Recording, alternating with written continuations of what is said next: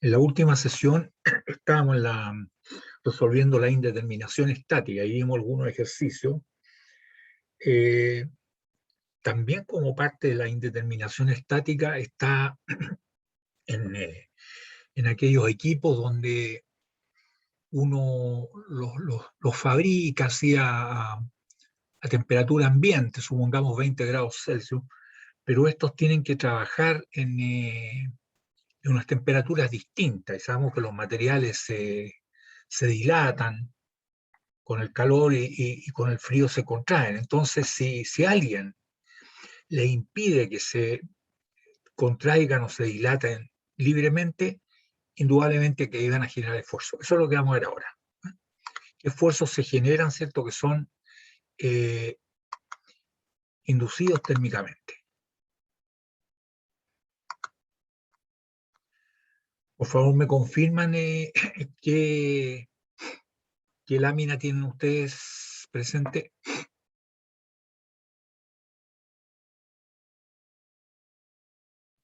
Indeterminación estática inducida por efecto térmico. Perfecto, muchas gracias. Ya, eso es lo que vamos a ver. ¿Ah? Y vaya que importante esto. ¿Ah? Se ve en muchos equipos en la vida real, digamos. Claro. Son esfuerzos, no es que el esfuerzo sea esfuerzo térmico, en algunos títulos por ahí aparece esfuerzo térmico, no es que por el solo hecho de calentar o enfriar un material vaya a tener esfuerzo. Los esfuerzos se producen cuando hay alguien que le impide que se dilaten o se contraigan libremente. ¿Ya? Esa es la idea. Entonces, podríamos decir que en la mayoría, casi todos los materiales usados en ingeniería se dilatan con el calor y se contraen con el frío. ¿Ya? Eso es lo que le ocurre. Dilatación o contracción debido a la variación de temperatura en 1 grado Celsius o un grado Kelvin, que es lo mismo la diferencia, ¿cierto? Se designa como el coeficiente de dilatación térmica alfa, que es característico para cada material. ¿Ya? La deformación debido al cambio de temperatura en delta T, que en grados Celsius es como le digo, el delta T igual que en grados Kelvin, es que la deformación unitaria debido a la temperatura, ¿cierto? Es igual al coeficiente de dilatación lineal multiplicado por esa diferencia de temperatura. ¿Ya? El coeficiente de dilatación lineal, lógicamente, es propio de cada material. El coeficiente de expansión térmico es aproximadamente constante por un amplio rango de temperatura. ¿Eh? En general, alfa aumenta cuando la temperatura disminuye, en términos generales. ¿Eh? Ahora, para un material homogéneo e isotrópico se aplica el mismo coeficiente alfa en todas las direcciones, si el material es isotrópico, ¿cierto? Esta es la idea. ¿Ya? Entonces, ¿qué es lo que nos va a ocurrir acá?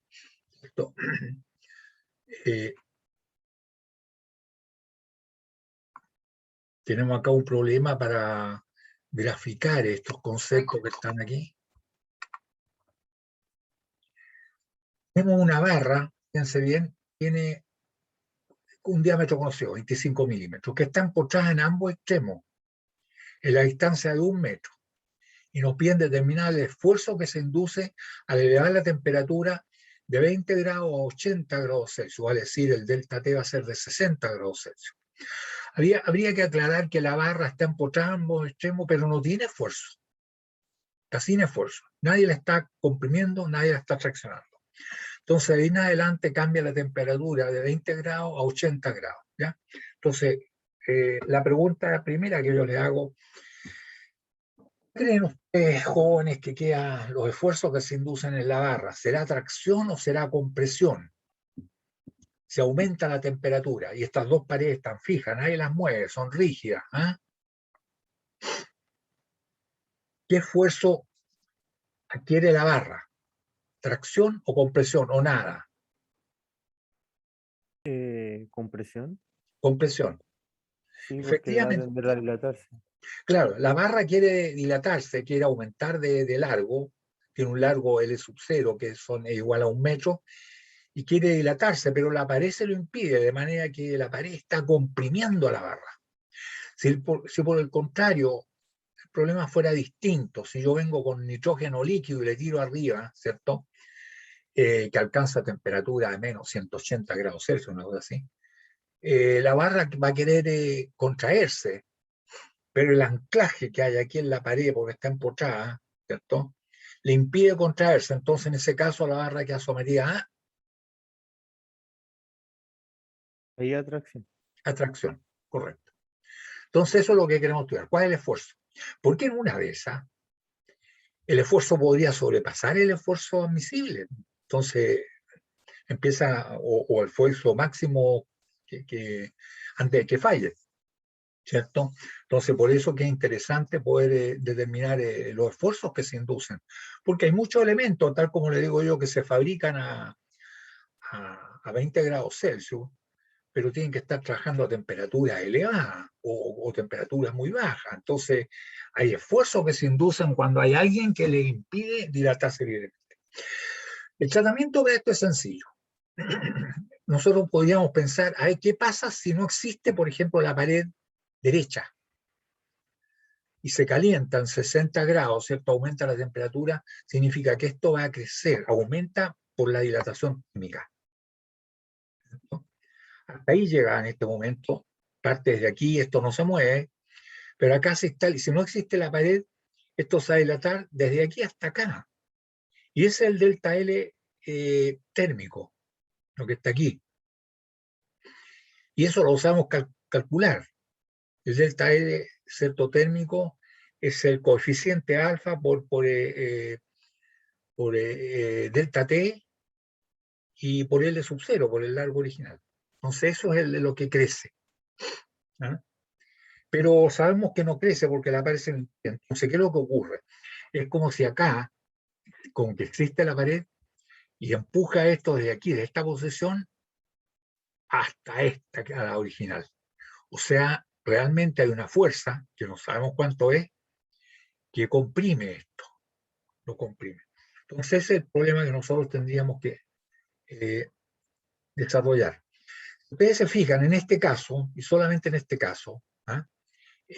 Ustedes pueden darse cuenta que lo mismo que hipotéticamente se dilataría es lo que se contrae elásticamente, ¿cierto? Vale decir que el delta L térmico es igual que el delta L elástico. O sea, ahí está la ecuación geométrica. Bueno, la ecuación de equilibrio mecánico, ustedes se dan cuenta, que dice que la sumatoria de las fuerzas son iguales a cero, porque está en equilibrio, y eso significa que por acá, si hay una fuerza F que hace esta pared, por el otro lado la fuerza tiene que ser igual, y se acabaron la ecuación de equilibrio mecánico, no hay más, no hay más, esa es la única. Y nos dice que estas dos fuerzas son iguales, nada más, ¿eh? Ninguna otra cosa más. Entonces, ya la tenemos considerada aquí, así que no la vamos a seguir considerando. Pero sí podemos decir, ¿cierto?, que como dato, sabe que si esto dice que es a cero, por lo tanto el módulo de elasticidad es 2,1 por 10 a la 6 kilogramos fuerza partido por centímetro cuadrado. Vamos a suponer que en este intervalo de temperatura de 20 a 80 grados, el coeficiente, el módulo de elasticidad no varía mucho, se mantiene constante, ¿eh? En la práctica sabemos que va cambiando, ¿eh? El acero, con el incremento de la temperatura, empieza a decaer el módulo de elasticidad, va a decir, es menos rígido el material, ¿eh? Pero a esta temperatura no es mucho, ¿eh? El coeficiente de dilatación lineal, alfa, para el acero, para el steel, ¿cierto?, es 12,2 por 10 a lo menos 6 milímetros partido por milímetros grados Kelvin.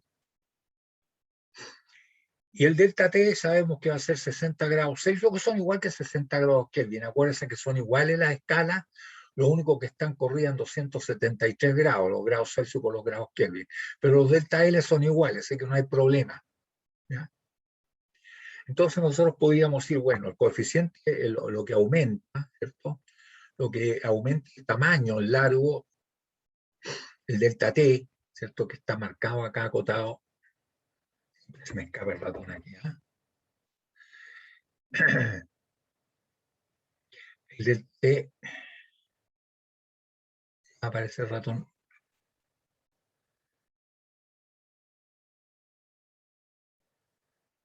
Realmente, ahí está, ya. Esto que está aquí, esto es igual, ¿cierto? El delta L térmico es igual al coeficiente por el largo original, L sub 0, y por el delta T. Esa es la dilatación térmica. Y tenemos que, aquí aparece la ley de Hooke. ¿Dónde aparece la ley de Hooke? Cuando esta fuerza F comprime desde aquí hasta acá. Esto es hipotético, la verdad es que ni siquiera alcanza a llegar acá, porque nunca se mueve este lugar, ¿cierto? Entonces lo comprime, ¿cierto?, desde aquí hasta acá. Por lo tanto, el delta L elástico, y la fuerza, ahí ya no aparece la fuerza, es igual, ley de Hooke, al módulo elasticidad por la sección transversal, la sub 0 que está ahí, partido por el largo L sub 0, ¿cierto? Esta es la constante resorte, y esto multiplicado por el delta L elástico, por lo que se formó este elástico que está acá, ¿cierto? Entonces, ahí está la ecuación de ley de Hooke. Y la ecuación geométrica nos dice que esto, el delta L térmico, es igual al delta L elástico en este caso, ¿cierto?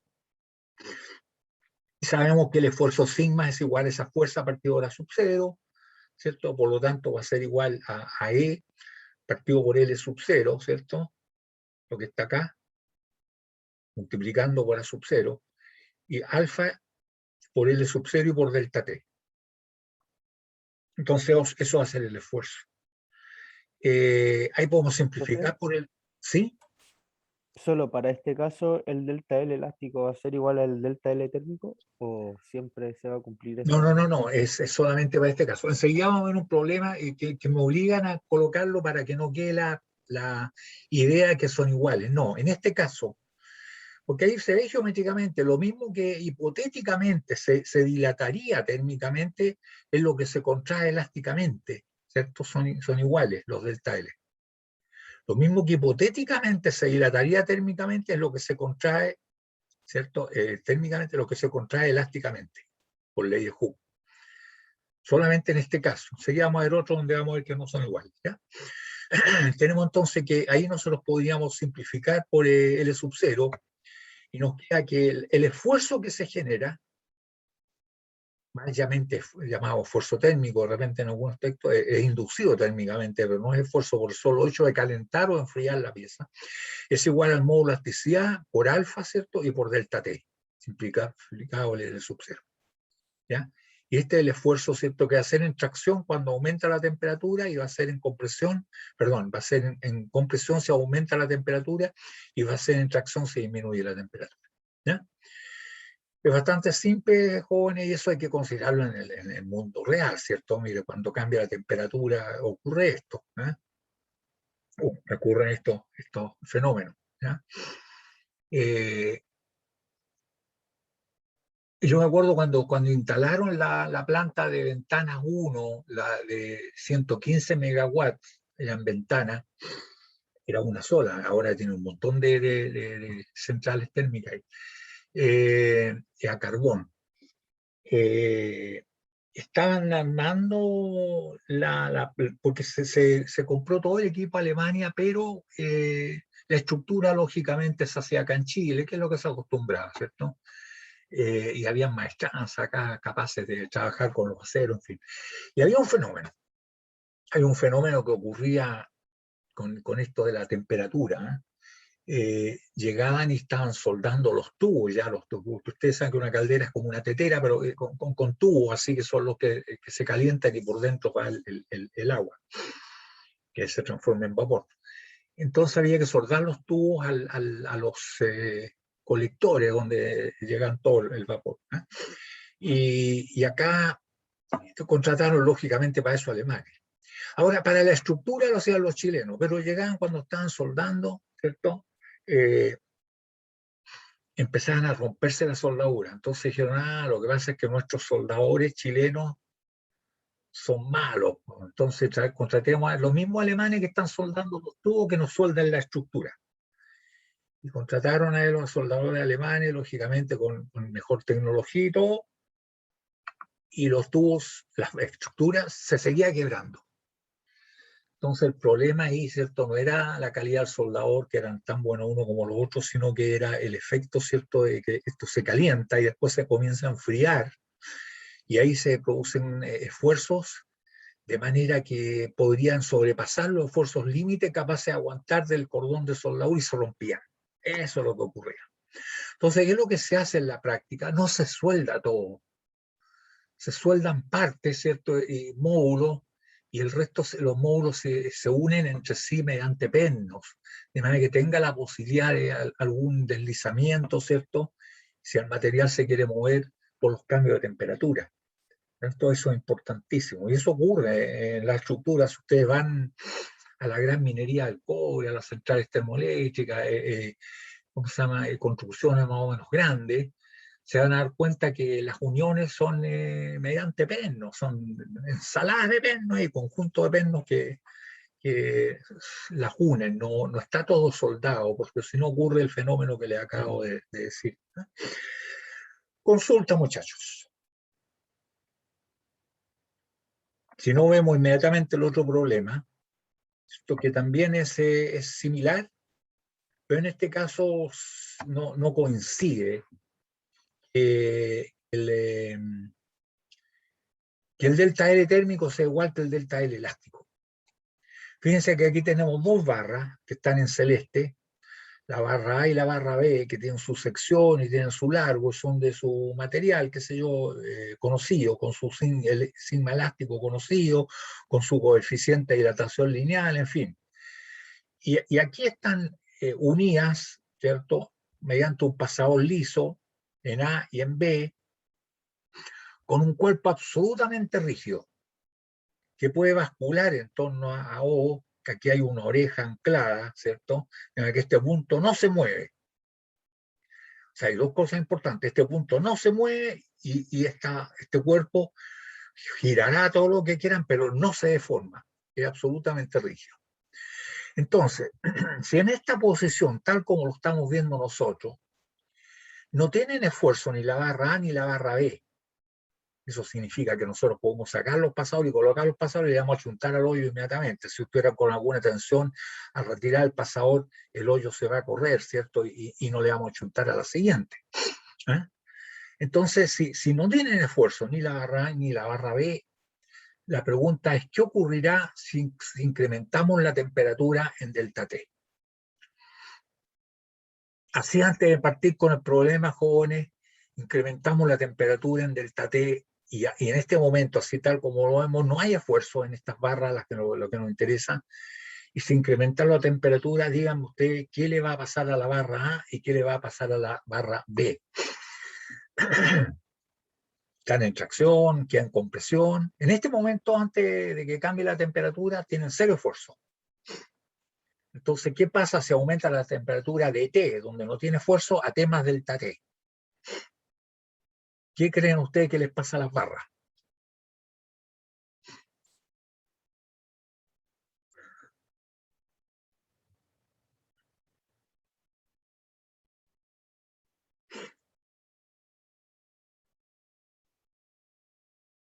Vamos, muchachos. ¿Puede repetir la situación, profe? Si en esta posición, tal como estoy mostrando, las barras A, que está acá arriba, y la B que está acá abajo, que en este momento no tienen esfuerzo, se aumenta la temperatura de cierta temperatura T, donde no tiene esfuerzo, a T más delta T, aumenta. ¿Qué les pasa a la barra A y qué le pasa a la barra B?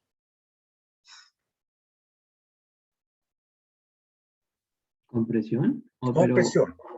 Pero el punto O no se mueve, entonces igual tendría No, que girar ¿quién un no se poco, ¿no? mueve? El punto O no se mueve.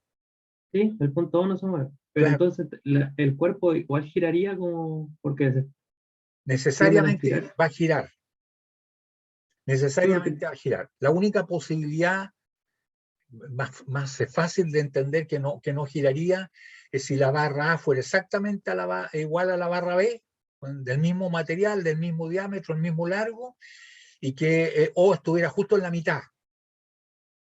Ahí no se mueve, esta línea recta no se mueve. Pero en cualquier otra situación se mueve. Gira contrario al punto de reloj o gira a favor del punto de reloj, no lo sabemos. La depende de los datos, pero girar va a girar. Pero la pregunta es, ¿cierto? ¿Qué le pasa a las barras? Las barras van a estar en compresión, ¿sí? Efectivamente. ¿Ya? Y si fuese al revés, si le tiramos nitrógeno líquido a ambas barras, ¿cierto? Las barras van a tratar de contraerse y van a quedar en tracción. El cuerpo rígido estaría traccionándola. Entonces, esa es la situación. ¿Ya? ¿Alguna otra consulta? No. Efectivamente, pero ya es interesante. Se descubrió que vertical no va a quedar esta cuestión. Va a quedar tumbada para la izquierda o para la derecha, pero va a girar en línea recta, porque es rígido, no se flecta esto. ¿Eh? Este cuerpo es rígido, por lo tanto no se va a flectar.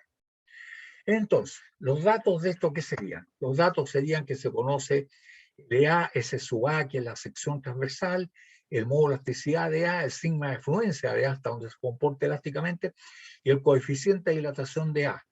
Lo mismo se sabe de B. Se conoce el largo de B, la sección transversal de B, el modo de elasticidad de B, de B. Aquí me chipote. Acá está el sigma de fluencia de B y el coeficiente de dilatación lineal de B. Entonces, con estos datos nosotros podemos empezar a trabajar. Y podríamos pensar lo mismo, ¿no? Ahora si nosotros hacemos el diagrama de cuerpo libre, significa que esta barra va a empujar para allá con una fuerza F sub A, esta va a empujar para allá con una fuerza F sub B, y esta no se va a mover, pero hay una fuerza para acá que no nos interesa calcular. Pero de las ecuaciones a nosotros podríamos hacer sumatoria de momento con respecto al punto O. Y eso significa que la fuerza A multiplicada por A menos la fuerza B multiplicada por B, ¿por qué menos? Porque el momento sería negativo, es igual a 0, y está en equilibrio de momento. Entonces esa sería nuestra primera ecuación, ¿cierto?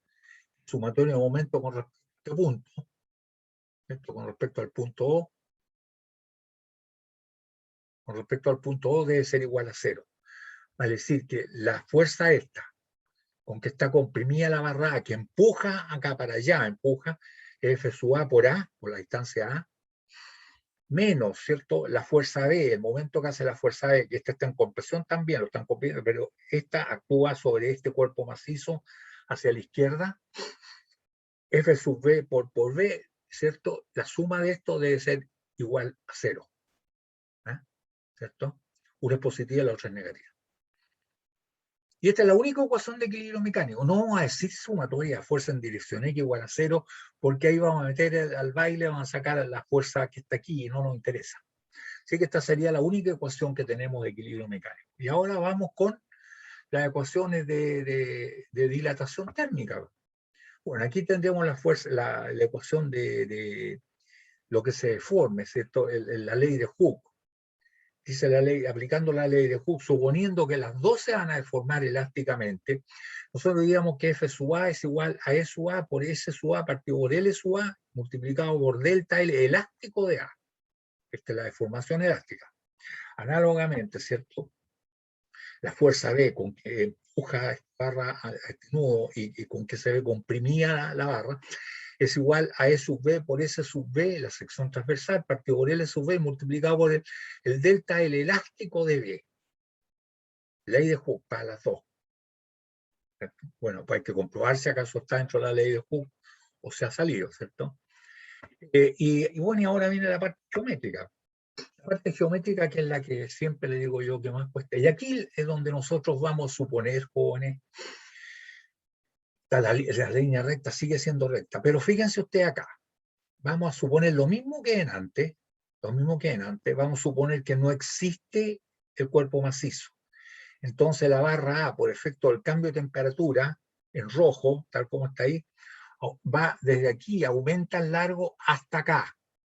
O sea, ese va a ser el delta L térmico de A. Si no existiera el cuerpo macizo. Y la barra B va a aumentar, ¿cierto? De acuerdo a los valores que están acá, que no sabemos cuáles son, sabemos que son datos. Va a aumentar, ¿cierto? De aquí hasta acá, rojamente. Ese va a ser el delta L térmico de B. Y las ecuaciones las conocemos. Nosotros sabemos, ¿cierto? Que el delta L térmico de A es igual a alfa de A por delta T por L sub A. Y que el delta L térmico de B es igual, ¿cierto? Alfa sub B por delta T y por el largo, ¿cierto? L sub B. Por lo tanto, nosotros, estas cosas rojas que están acá, lo que hipotéticamente se aumentaría de tamaño, largo la conocemos, ¿no? Aumentaría desde aquí, donde estaría originalmente, hasta acá, y esta aumentaría desde aquí hasta acá. ¿Ya? Y con eso se acabó la técnica, pero sabemos que la barra, este cuerpo es rígido, o sea que no se mueve, que este punto y este punto tienen que estar en línea recta. Entonces, en realidad va a ser una línea recta acá. Está tirado, aquí está puesto de esta manera. Si después al desarrollar nos sale negativo, significa que era para el otro lado. ¿Ah? Pero tenemos que suponer algo. Pero está en línea recta. ¿Qué significa eso? Significa que el cuerpo este rígido comprime a la barra que está. Lo mismo, acuérdense el problema anterior, la comprime desde aquí hasta acá. O sea, esto es lo que se formó elásticamente, lo que está en verde, el delta, el elástico de A. Y esta que está acá, ¿cierto? La barra maciza, el pasado liso, comprime a esta, desde este punto donde se dilataría libremente, térmicamente, desde aquí hasta acá, ¿cierto? Aquí, desde aquí hasta acá. Por lo tanto, ese sería el delta L elástico de B. Entonces ahí tenemos el delta L térmico, ¿cierto? De A, el delta L elástico de A, donde quedaría en la posición final, y aquí tenemos el delta L térmico de B y el delta L elástico de donde quedaría en la posición final, que haría en línea recta. Estos tres puntos quedan en línea recta. Tumbados para la derecha, tumbados para la izquierda, pero en este caso lo dijimos tumbado para la derecha. Si nos salen los valores negativos, significa que es para el otro lado. Pero aquí, ¿cierto? Todavía no estamos nos falta la ecuación geométrica, porque ahí tenemos el delta L elástico, viene la ecuación geométrica. Si ustedes se fijan acá, el delta L elástico de A es igual al delta L térmico de A más U, que es este cateto de este triángulo rectángulo que hay aquí, que es semejante con este otro, porque son este ángulo igual que este otro, porque son opuestos por el vértice. Este ángulo son 90 grados, y este ángulo que está aquí con este ángulo que está acá son alterno interno entre paralelos. O sea, los triángulos son iguales, por lo tanto los triángulos son semejantes, se puede aplicar el teorema de Tales de Mileto, y todavía no lo hemos aplicado, pero sí geométricamente nos podemos dar cuenta, ¿cierto?, que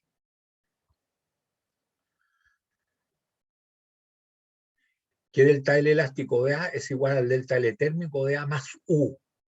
Ahí está. Y por este otro lado, podríamos decir que el delta L térmico de B es igual al delta L elástico de B más B. Ahí está. Una y la otra ecuación, que son ecuaciones geométricas, la otra es simplemente Tales de Mileto, que U, ¿cierto? Esa distancia que está aquí, U, esa A, como B, esa B. U, esa A, como esa B. Y ahí tenemos, jóvenes, 8 ecuaciones y tenemos 8 incógnitas. ¿Cuáles son las 8 incógnitas? Bueno, las ecuaciones ya se ven, ecuaciones independientes. Una de equilibrio mecánico, la del momento, 2 de ley de Hooke, 2 de dilatación térmica y 3 geométricas. ¿Ah? ¿Y cuáles son las incógnitas? Las incógnitas son, ¿cierto?, FA, FB, delta L elástico de A, delta L elástico de B, delta L térmico de A, delta L térmico de B, U y B. Si contamos 1, 2, 3, 4, 5, 6, 7 y 8. 8 incógnitas, 8 ecuaciones independientes, sacado el problema. Lo único que hay que comprobar, que habría que comprobar, muchachos,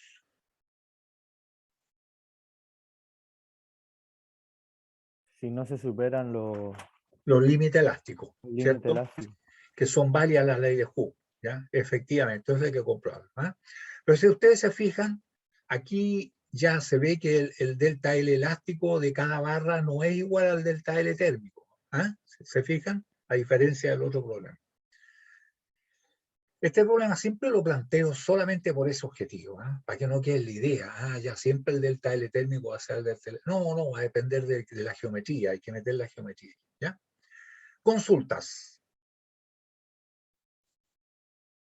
Ahora, en un momento más adelante, jóvenes, cuando ya sepamos flexión, vamos a ver que esto no es una línea recta, ¿cierto? Vamos a ver que esto se va a deflectar, ¿cierto?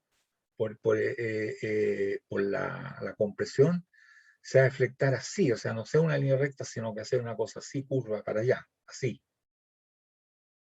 ¿cierto? Sabiendo flexión y sabiendo la deflexión, vamos a ser capaces de resolver el problema. Lo mismo que vamos a ser capaces de resolver este problema, jóvenes, que lo vimos en la sesión pasada, ¿cierto?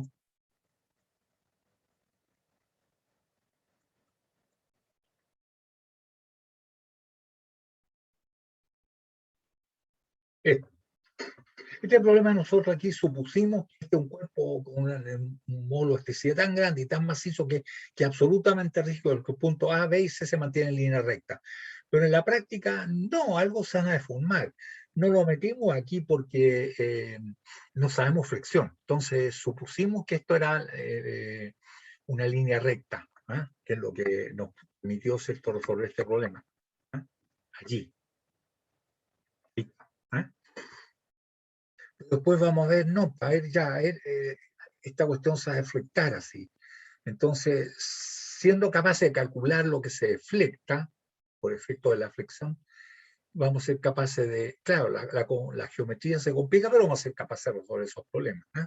En este momento, como no somos capaces porque no sabemos flexión, suponemos que esto es un cuerpo absolutamente rígido, por lo tanto estos 3 puntos siempre van a quedar en línea recta, lo mismo que quedan estos que están acá.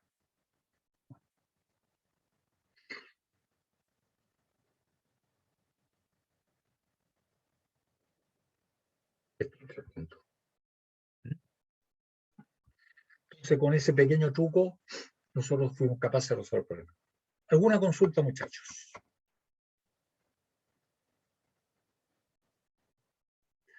¿Consulta?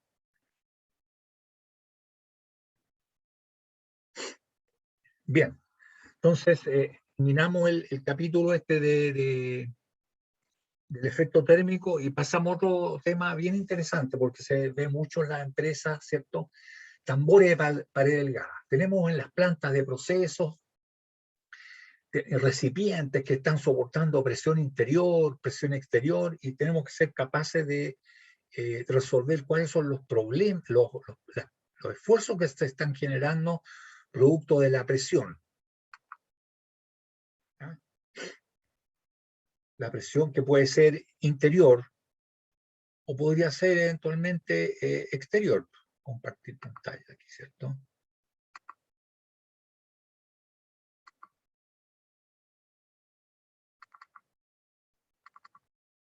¿Me confirman, por favor, jóvenes que están viendo? Sí, profe, estamos bien. O sea, Tambores de pared, tambores de pared, El PowerPoint. tambores de pared delgada bajo presión. sí. Ya, ok, gracias. Bien, eso es lo que nos interesa. Ahora, ¿qué significa esto de tambor de pared delgada? Nos vamos a referir a los tambores que son cilíndricos, ¿cierto? Y un tambor cilíndrico que tiene presión interior, por ejemplo. En este caso, nosotros se define arbitrariamente, pero así está hecho, que el espesor se considera tambor de pared delgada cuando el espesor de pared es inferior o igual a la 20ª parte del diámetro o la 10ª parte del radio, ¿eh? El espesor de pared. Para que ustedes más o menos se imaginen, jóvenes, ustedes ubican los tambores de petróleo, esos 208 litros, esos tienen una altura de 888 milímetros, no alcanzan al metro, ¿cierto? Y tienen un diámetro de 585 milímetros y un espesor que es menos de 1 milímetro, 0,85 milímetros el tambor. Esos son de 55 galones o 108 litros. Ese es el tambor que ustedes ven en todas partes, ¿ya? Ese es de pared delgada, porque la relación ahí es mucho más chica, todavía más chico el espesor de pared, ¿eh?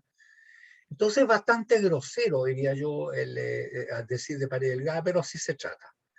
Si fuesen una relación donde el espesor es más grueso, ya no sirve las relaciones que vamos a ver aquí, y ahí tendrían que ustedes recurrir a al manual del ingeniero, ¿cierto? Donde aparece cómo resolver cuando el espesor de pared no es delgada, es más grande que la 20ª parte del diámetro o la 10ª parte del radio. En ese caso nos sirven estas ecuaciones, digamos, nosotros, se utilizan las ecuaciones de la ME.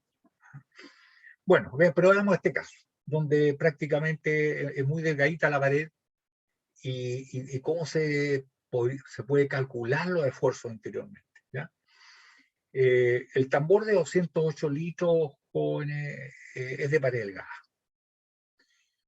¿Quién no es de pared delgada? Por ejemplo, el domo de la caldera, tal como le hablaba yo, la de caldera esa de ventana 1 de 115 megawatts, ese tiene el colector de vapor donde se juntan todo el vapor de agua calentado en los tubos, ¿cierto? Y va a dar arriba al colector de vapor donde hay vapor saturado ahí. Y ese tiene como un diámetro interior de 1,60 m, 1,70 m, una cosa por ahí será, pero el espesor de pared son 160 milímetros, una cuestión bastante gruesa, 16 centímetros. Lógicamente eso, igual que los reactores, ¿cierto?, son bastante gruesos. Eso no son de pared delgada y eso no lo podemos calcular con las fórmulas que vamos a ver ahora.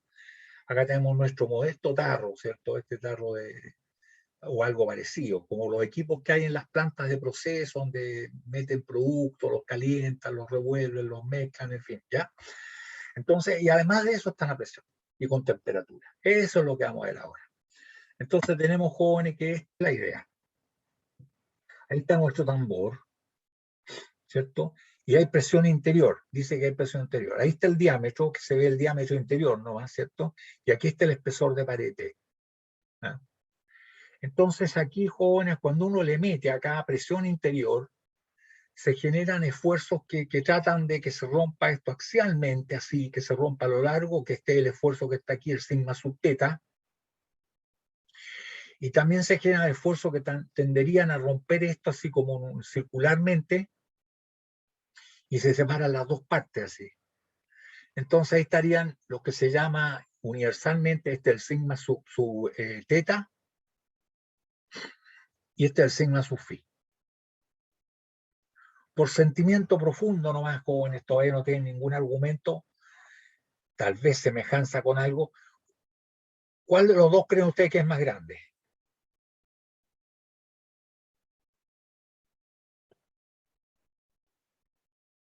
¿De qué cosa es más grande? ¿Cuál de los dos esfuerzos? ¿El sigma sub phi, Ah, que es el que haría que esto se rompiera así circunferencialmente, se separara las dos partes, o el sigma sub teta, que haría que esto se rompiera así? Ahí está el sigma sub teta marcado, ¿eh? Se rompería así. ¿Cuál de los dos creen ustedes que es más grande?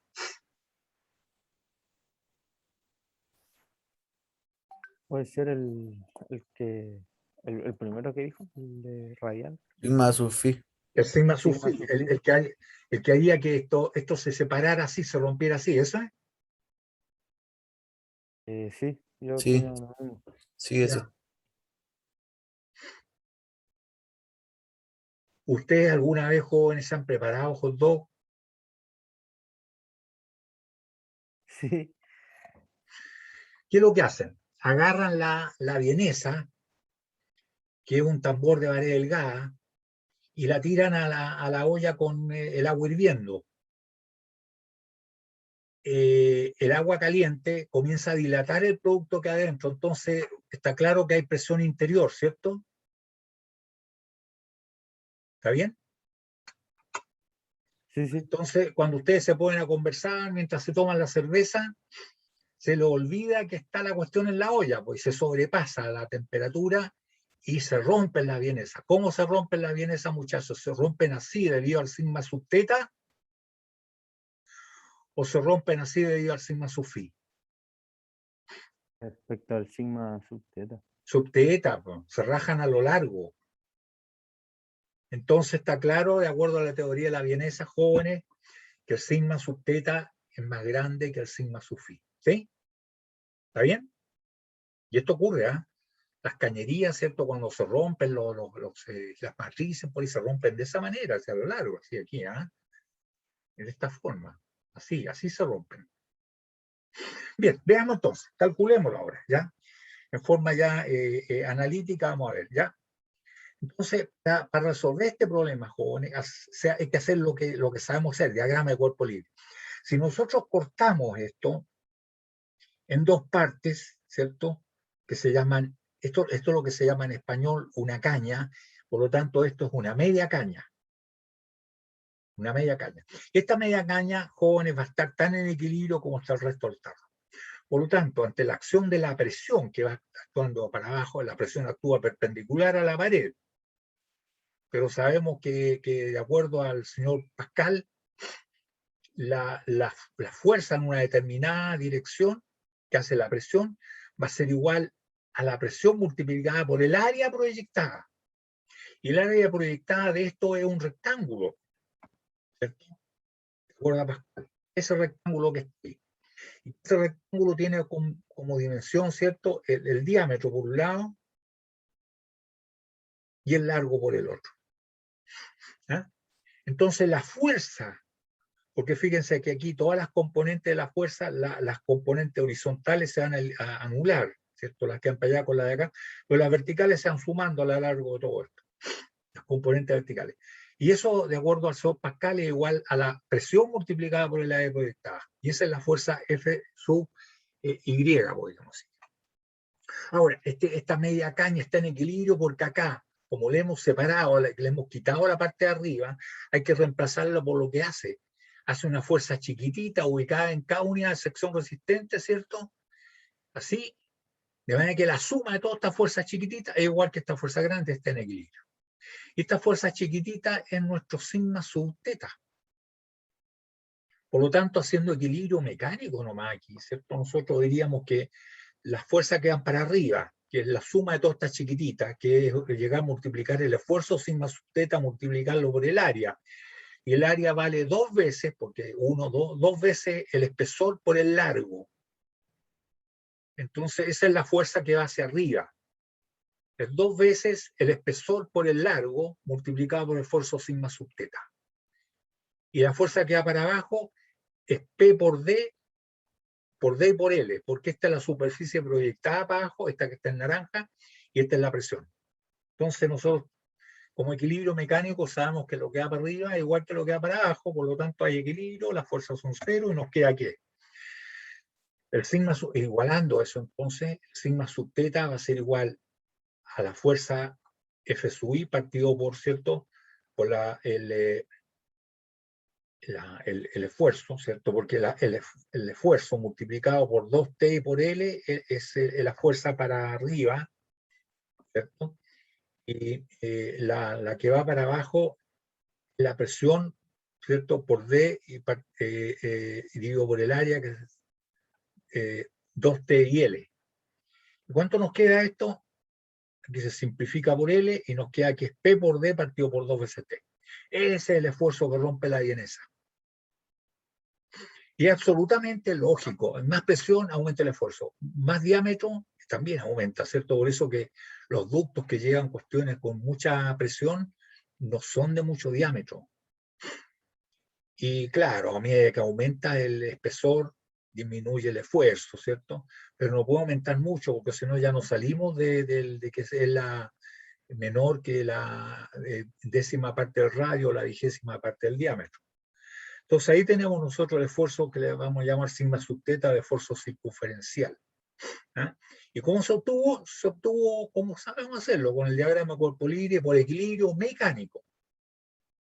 Veamos entonces cuánto vale el otro, el que haría que se rompiera así, se separaran estas dos cuestiones, ¿eh? Que sería el sigma sub phi. Habría que cortar el tarro para el otro lado, ¿cierto? Entonces, si cortamos para el otro lado el tarro, aquí está el esfuerzo sigma sub phi, ¿cierto? Y está actuando en todo este anillo.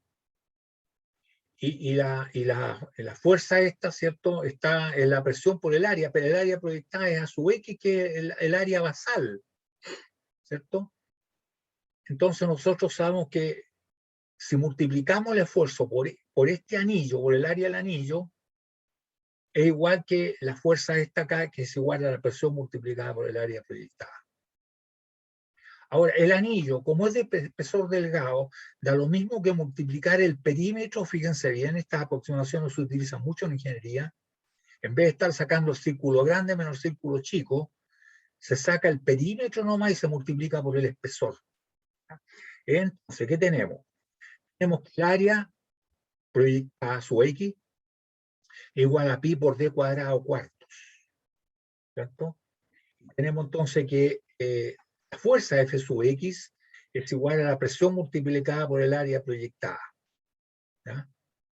Y ahora tenemos que el esfuerzo sigma, ¿cierto? Va a ser igual a esto, va a ser igual el esfuerzo sigma sub phi multiplicada por el área, y el área es igual, ¿cierto? Si ustedes se fijan, a una vuelta completa, ¿cierto? Una vuelta completa es pi por d, y esto multiplicado por el espesor, ¿cierto? Este es el área, ¿ah? ¿Cierto? Y el otro es pi por d cuadrado cuarto, ¿cierto? Se reemplazan acá porque la fuerza, ¿cierto?, que empuja para allá, igual que la suma de todas estas fuerzas chiquititas, que es lo mismo que multiplicar el esfuerzo por el área que está hecho ahí. Y ahí despejamos sigma sub phi, y nos resulta que se simplifica un diámetro, ¿cierto? Se simplifica el pi y nos queda que es igual a por d partido por 4 veces. Entonces, el sigma sub teta, ¿cierto?, es igual a p por d partido por 2 veces p, y el sigma sub phi, ¿cierto?, es igual a p por d partido por 4 veces p. O sea que el sigma sub teta es el doble del sigma sub phi. Por eso es que la vienesa se rompe, ¿cierto?, a lo largo. Si se rompe al revés, ¿cierto?, habría que santiguarse, ¿cierto?, porque seguramente está el cola de flecha medio entre medio. ¿Ah? No se debe romper así. Entonces, la otra pregunta que nos podríamos hacer, oiga, entonces tenemos los dos esfuerzos, pero no hay esfuerzo constante acá. Entonces, estos no son cualquier esfuerzo, el sigma sub phi, el sigma sub teta, donde sabemos que el teta es el doble del sigma sub phi, son esfuerzos principales porque no tienen esfuerzos constantes. O sea, el sigma sub teta igual al sigma sub 1 y el sigma sub phi igual al sigma sub 2. Y no tienen esfuerzo constante, por lo tanto, el círculo de amor, esto es siempre así. Si ustedes le empiezan a, parte de cero, si empiezan a meter presión interior, siempre este va a ser el doble de este, ¿cierto? El sigma sub teta es el doble del sigma sub phi. Y esta cuestión le sigue metiendo presión, se empieza a correr, ¿cierto?, hacia la derecha, se empieza a correr hacia la derecha, hasta que llega a este punto, ¿cierto? Va a tocar el umbral de falla y falla, se rompe. ¿Eh? Se rompe o pasa lo que quizás alguien lo ha visto, ¿cierto?, que se forma un aneurisma, un cototo, es lo mismo que nos pasa en las venas o la arteria, un aneurisma, ¿cierto?, que es bastante peligroso. También acá se le forma un cototo, porque es un material dúctil, ¿sí? Pero esto es el círculo Mohr. Ustedes entenderán que si en vez de meterle presión interior, le metemos presión exterior, o sea, agarramos el tarro y lo metemos al mar, y lo vamos metiendo más profundo, también es igual, el doble. Pero antes de que llegue al momento en que el material, ¿cierto?, el umbral de falla, donde empieza a ceder, antes que llegue a ese punto, que en compresión generalmente es más alto que en extracción, lo que falla siempre en compresión, hay que tener alerta con la compresión, que es una condición inestable, va a ocurrir el pandeo, se implosa esto para adentro. Pasa lo que pasa, jóvenes, cuando ustedes agarran la lata de cerveza y la aprietan con la mano, una cosa así, ¿eh?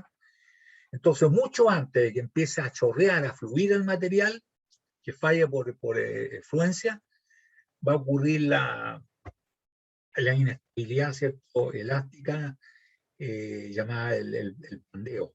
¿Eh? Profe, Consulta jóvenes, ¿sí? el, el parámetro P, ¿a qué correspondía? Es la presión, Ah, presión, pero interna no del presión material. externa, ¿sí? Presión, aquí lo Ah, dice. Y dice presión interna, ahí está la presión, ¿ya? Es sí. interna o externa, en este caso es presión interna. Cuando hay presión externa es al revés, pues como le digo que el círculo de Moore esté al revés, esto es al revés. En vez de moverse para acá, para la derecha, se empieza a mover para el lado negativo, al otro lado. Pero mucho antes que llegue al valor de fluencia en compresión, mucho antes de ello se falla por la inestabilidad elástica llamada el pandeo. No está dentro de nuestro programa ver esa parte, joven, la inestabilidad elástica, pero si alguien en algún momento se quiere meter, habría que entrar al código ASME octavo. ¿Ah? Y ahí sale con qué hay que hacer. Y bueno, se refuerzan estas cosas para que no se implose, no se comprima. ¿Ah? Por ejemplo, un submarino es un recipiente de pared delgada, porque si ustedes lo hacen de pared bien gruesa, pucha, tiran el submarino al agua y se va al fondo y no lo sacan más. Entonces tiene que flotar esta cuestión. Entonces, la verdad de las cosas que tiene un espesor de pared, no como que lo proteja de cualquier cañonazo que le llegue, ¿cierto? Que no se rompe, finalmente si le achuntan se rompe, no. Porque si no, no podría flotar.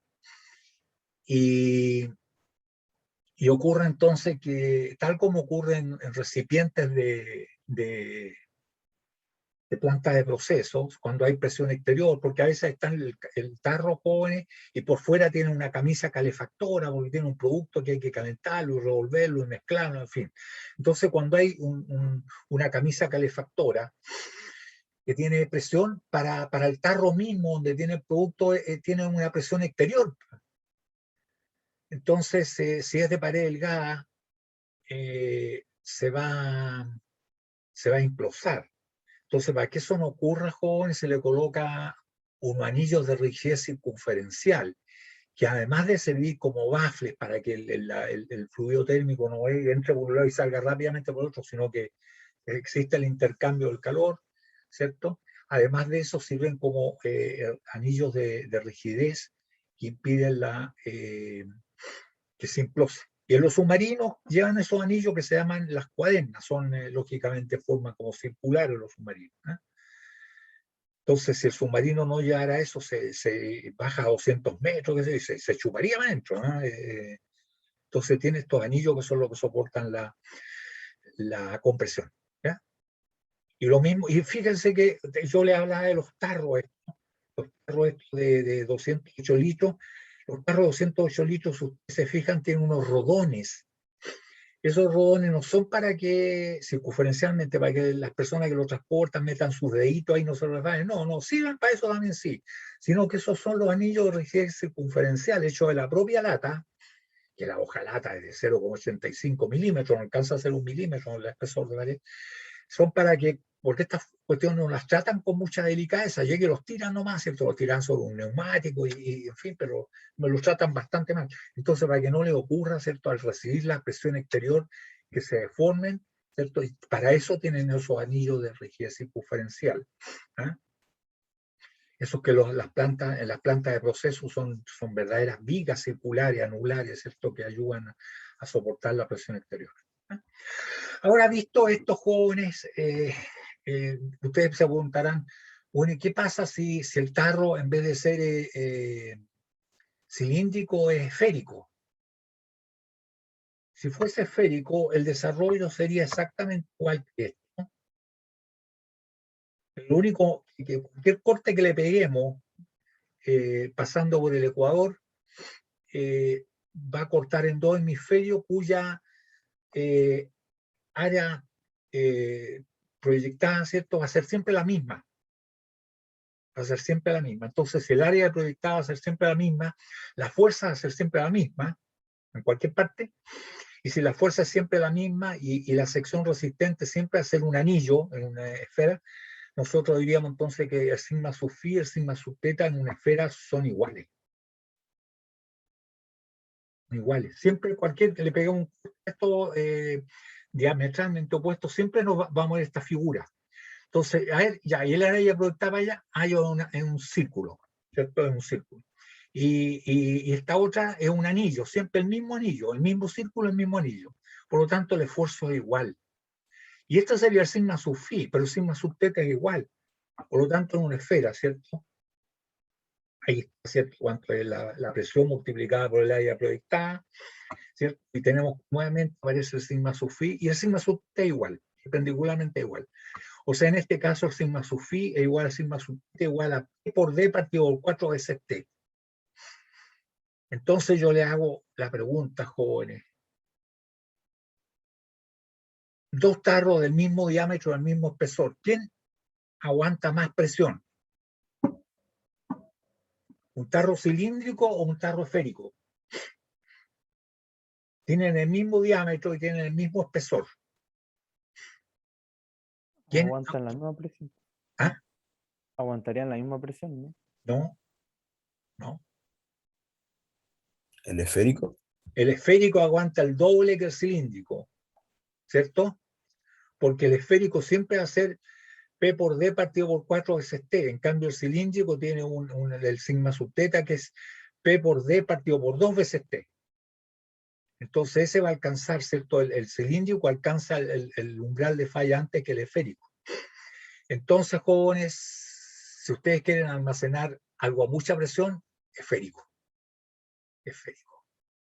Y de hecho, jóvenes, las batisferas, estas que son para batimetría, para meterse que no tiene nada que ver con los murciélagos, para meterse en el fondo marino, ¿cierto? Que son más grandes que las alturas, ¿cierto? El Everest tiene 8.800 y tantos metros, pero las profundidades más grandes son como 11 kilómetros, o más de 11 kilómetros.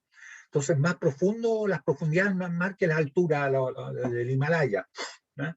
Es más grande, ¿no? Si ustedes tienen que bajar con un habitáculo, ¿cierto?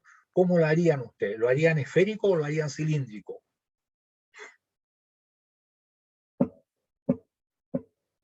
¿Sí? Esférico. Esférico. Esférico. Esférico, van a aguantar el doble que lo que puede aguantar, la profundidad el doble que lo que pueden aguantar, ¿cierto? Con el cilíndrico. Y ahora nace la otra pregunta, pucha, si el esférico aguanta mejor, ¿por qué no hacen los submarinos esféricos? ¿Qué creen ustedes, jóvenes? ¿Por qué no son esféricos los submarinos? ¿No tendrá que ver por el desplazamiento horizontal o ¿El cuánto? ¿El desplazamiento? por el desplazamiento? O sea, no solo porque los primeros, los que llegan al fondo marino suelen mover solo en un eje, en cambio el submarino también tiene que desplazarse, ¿no? ¿O no tendrá que ver? Tiene que ver con eso. Lo que pasa es que si ustedes tienen, ¿cierto?, una esfera y pueden disparar y después, tal como aparece en las películas, se fondean como a 200 metros y cállense todos, nadie meta bulla para que no los pillen, está bien. Pero si tienen que arrancar, digamos, por la forma, ¿cierto?, que tiene la esfera y la forma que tiene el submarino, que es cilíndrico, más parecido a un pez, lógicamente, ¿cierto?, por la fuerza que hace el fluido que pasa el agua, el que tiene la forma cilíndrica y redondeada en la punta, va a viajar mucho, mucho, mucho más rápido que la esfera. O sea, no solamente tiene que atacar, sino que también tiene que arrancar. ¿Ah? Por ese motivo. ¿Ah? Por ese motivo hay que ser rápido, y no hacer muy rápido si es como una pelota. ¿Ah? Lo van a pillar al tiro. ¿Ah? Por ese motivo. Lo esférico, ya, y aquí cómo sería como eso es interesante, porque el círculo humor, sigma sub phi, sigma sub teta, que es sigma sub 1 y sigma sub 2, son iguales. Si son iguales, los dos coinciden en ese punto, o sea que el círculo humor es un punto. Y a medida que usted infla esta cuestión, un globo, por ejemplo, infla un globo esférico y empieza esta cuestión a correr, a moverse para allá, se empieza a mover el sigma sub phi igual que el sigma sub teta, pero llega el punto, ¿cierto?, donde está el umbral de falla y se rompe. Si ahora hace lo mismo, pero al revés, en compresión, ya no con el globo, ¿cierto?, sino que con algo metálico y meten una esfera en el mar, 10 metros, 20 metros, 40 metros, en fin, empieza a aumentar la presión y va a llegar el momento, ¿cierto?, donde no es que vaya a empezar a chorrear, a fluir el material porque llegó al límite en compresión, sino que se va a fallar por el pandeo. ¿Sabes? En compresión siempre una inestabilidad elástica. Siempre en compresión. ¿Ah? Eso lo saben las guaguas cuando recién empiezan a pararse, ¿cierto? Se paran y están en compresión. La fuerza peso y la fuerza que le hace el piso es compresión. Y es sumamente inestable esa cuestión. Basta un poquitito que ya no queden las dos en línea y se va la guagua al suelo, hasta que la guagua las para, ¿cierto? Y se da cuenta este es un equilibrio inestable, entonces las dos fuerzas tienen que ser colineales y se las arregla con las manos para equilibrarse. ¿Quién le enseñó esa cuestión? ¿Eh? La misma pregunta nos podemos hacer cuando ¿quién le enseñó al gato si uno lo agarra las cuatro patas, lo coloca 1 metro al suelo, lo suelta y el gato gira en el aire, cae y se amortigua? ¿Quién le enseñó toda esa cuestión? Incluso las cantidades de ecuación que tiene que resolver este gallo para caer, darse vuelta y amortiguar. Lo mismo la guagua, ¿cierto? Pero sí se da cuenta de eso. O sea, nosotros estamos aplicando los conceptos de la mecánica desde siempre. ¿Eh? Y eso es lo que pasa acá con los tambores. Entonces, cuando ustedes vean estos tambores jóvenes que existen en las refinerías de petróleo, que son esféricos, porque están almacenando un fluido, un líquido a alta presión. ¿Ah? ¿Sí? Bien, esto es interesante, jóvenes, y esto tiene su aplicación en esto, los estanques de almacenamiento, ¿cierto? Aquí están los esféricos que les decía yo, ¿se fijan? Acá también están estos otros que son como autoclave, en fin, que otros esféricos, donde se pasean acá arriba. Fíjese que ahí está la escalera para llegar arriba, ¿cierto? Para llegar a la parte superior. Y esto lo ven ustedes en las refinerías de petróleo. ¿Eh? Estos otros, ¿cierto? Que son también son parecidos a los ¿cómo se llama? Las cámaras hiperbáricas, esas que les colocan para tratar a la gente que ha estado a mucha profundidad, ¿cierto? Y se le produce un problema con el nitrógeno en la sangre, entonces lo tienen que estabilizar metiéndolo en las cámaras hiperbáricas para que no queden con secuelas, que quedan paralíticos, qué sé yo. ¿Eh? Entonces todo esto que le estaba hablando, joven, están en las torres de fraccionamiento, en fin, que son recipientes más o menos grandes. Y una cosa interesante es la tapa. Pues fíjense que esto es una tapa hemisférica, es la mitad de una esfera. En cambio, esta, ustedes se dan cuenta, no es hemisférica. Estas pueden ser tapas elípticas o pueden ser toricónicas, ¿ah? Que son las tapas que se utilizan. Y claro, interesante saber esto de las tapas. Esto no está dentro del curso, pero sí es bueno decirlo, jóvenes, que cuando ustedes se dan cuenta acá que las ecuaciones nos mencionan que la presión de por medio, pero también está el diámetro. Mientras más grande sea el diámetro, ¿cierto? Mayor va a ser el esfuerzo. ¿Cierto? ¿Está bien?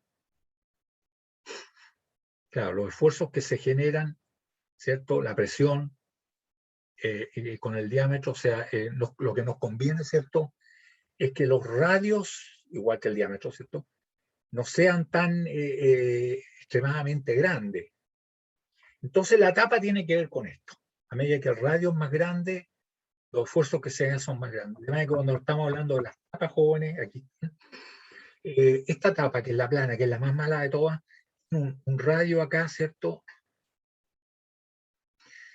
Claro, el radio este infinito, el radio esto.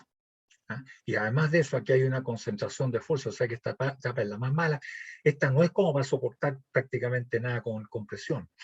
Y aquí, claro, por lo menos está redondeado ahí, ¿cierto? Porque no existe esa concentración tan grande de fuerza. La mejor de las tapas es la hemisférica, la que se veían en blanco acá, ¿cierto? Esta es la mejor, es la más clara. Por eso que también se hacen elípticas o se hacen elípticas, semielípticas, donde ustedes saben la elipse tiene dos ejes, tiene el eje mayor y el eje menor, los semiejes serían estos, y se utiliza generalmente 2:1. Este vale 2 y este vale 1. ¿Eh? Y está también la cónica, en fin. Entonces lo que hay que fijarse, ¿cuál es el radio, digamos, el radio más grande va a significar más esfuerzo. Entonces, en ese caso, la que produce, ¿cierto? El rayo más pequeño, todos los rayos sería esta, y después tendríamos la elíptica y la tori-esférica, ¿ya?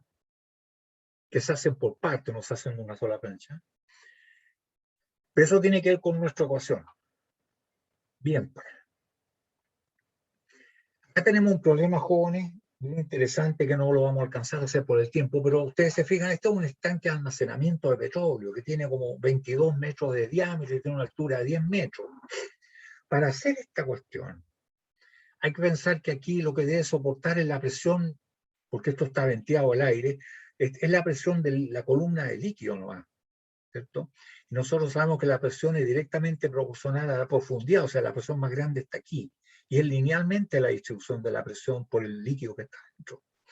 Entonces, hacer un estanque que tenga 10 metros de altura por 22 metros de diámetro, 22 metros de diámetro significa, ¿cierto?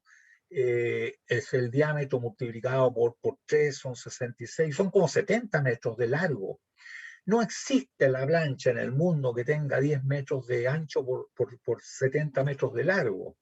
Entonces lo que se hacen de anillo. Como se aprovecha que la profundidad, a medida que es más profundo, hay más presión mayor espesor debería ser, ¿cierto? Se van cambiando los espesores de las planchas. Y esto, la más grande es de 2 metros, y estos son como 12 metros, y se van uniendo con anillos que tienen cada vez menos espesor. Al final debería terminar una delgada hojalata, pero las normas, ¿cierto?, que rigen esto, la PI 650, dice que dependiendo del diámetro, en fin, hay un espesor mínimo. Y de ahí uno sigue con el espesor mínimo que tiene, que puede ser un cuarto pulgada, en fin, es 6,35 milímetros, y se unen las planchas así, se unen de manera que no exista ninguna unión que involucre 4 planchas, que tienen 1, 2, 3 planchas. ¿Ah? Y esto, entonces, la pregunta aquí, ¿y cómo se calculan los espesores? Ah, ya, los espesores, cada uno con su presión.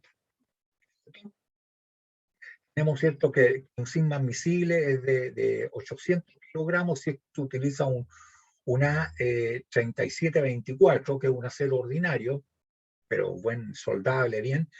2.400 kilogramos fuerza por centímetro cuadrado, y aquí cuando no hay temperatura se aplica un factor de seguridad de 3, por lo tanto 2.400 digo 3, da 800 kilogramos por centímetro cuadrado sigma admisible. ¿Ah? Eso de acuerdo a la norma. Ya que tenemos el sigma admisible, podemos determinar cuál es el espesor de cada plancha, ¿cierto?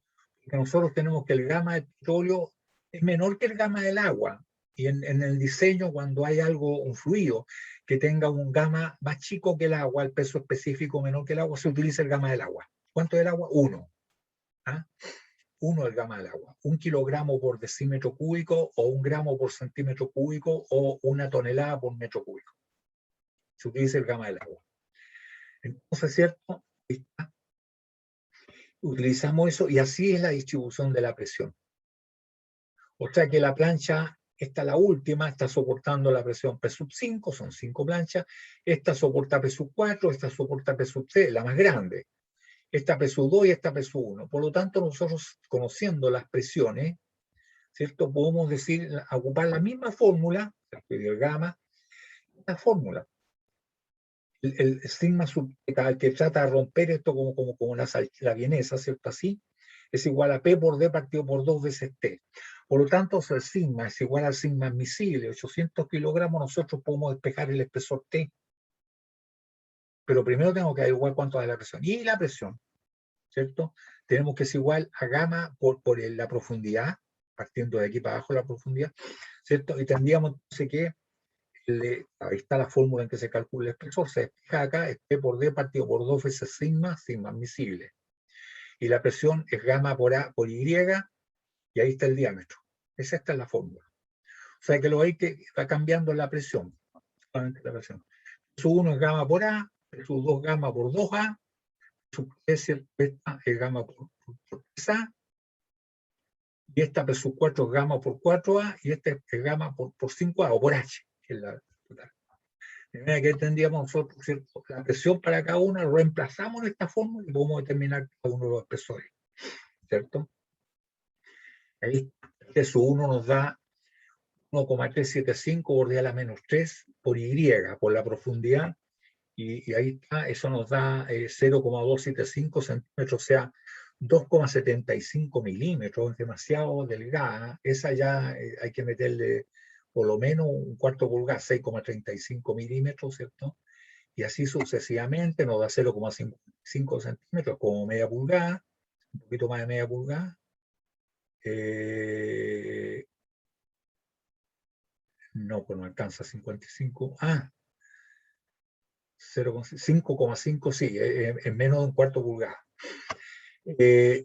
Sub 3 da 0,825, ya nos estamos acercando al centímetro. Sub 4 igual a 1,1 centímetro y T sub 5 igual a 1,375 centímetros. Y vamos a comprar las planchas y no hay plancha de estos. Entonces lo que hay que hacer, joven, es subir, porque las planchas comerciales, ¿cierto?, no tienen estos espesores. Entonces hay que subir nomás a la superior, ¿ya? Y esto se usa tal cual se hace en la práctica, joven. Lo mismo que le acabo de mostrar aquí, lo mismo. Lo único que no le creen totalmente a la soldadura. Entonces, preguntan, ¿la hizo por 100% radiografía? Ya, entonces le creen totalmente. Radiografiaron por punto, este punto, tal como lo dice la norma, ya, entonces 0,8. 0,8. O sea, hay que ir por 0,8 y aumente el espesor. Factor de incredibilidad. Y si lo fue visual nomás, a 0,7. Lo digo por 0,7. ¿Sí?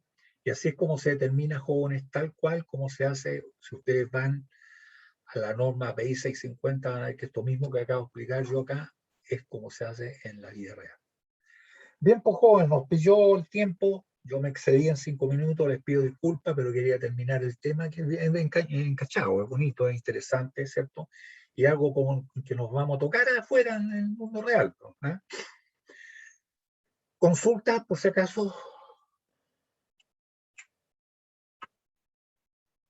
Lógicamente esto no entra para la prueba, ¿no?